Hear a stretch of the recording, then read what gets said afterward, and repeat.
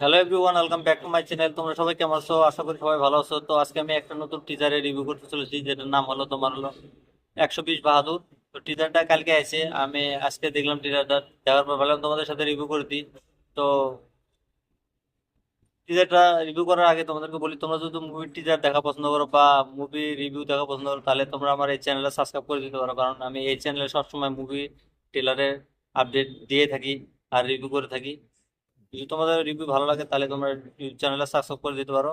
120 বাহাদুর টিজারটা দেখার পরে আমি যেটা বুঝলাম, এই টিজারটাতে ইন্ডিয়া চায়নার যে 1962 সনে যে যুদ্ধটা হয়েছিল লাদাখে, তোমার ওই যুদ্ধর স্টোরিটা এই মুভিতে দেখাবো। এটা একটা রিয়েল কাহিনী হতে চলেছে।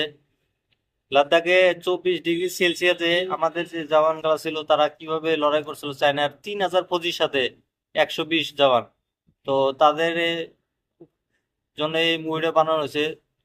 ইন্ডিয়ান ভারতীয় যারা আছে, যারা জানে না এই হিস্টোরিটা, তাদেরকে দেখানোর জন্য এই মুভিটা হয়তো বানানো হয়েছে।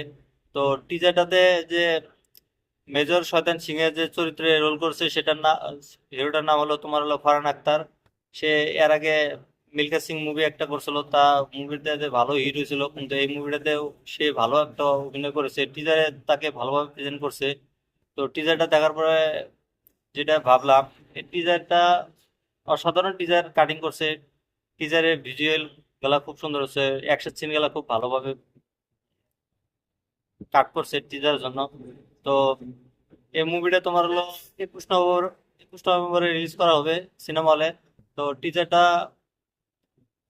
সব মিলে এই টিজারটা একটা অসাধারণ টিজার ছিল। মুভিটা খুব জলদি তোমরা সিনেমা হলে আসতে চলেছে। তোমরা যদি এই টিজারটা দেখো না এখনো, তাহলে এই টিজারটা তোমরা দেখো, দেখার পর আমাকে কমেন্ট করো এই টিজারটা তোমাদের কাছে কেমন লাগছে। আর এরকম টিজারের রিভিউ দেখার জন্য তোমরা আমার চ্যানেলটা সাবস্ক্রাইব করে দিতে পারো।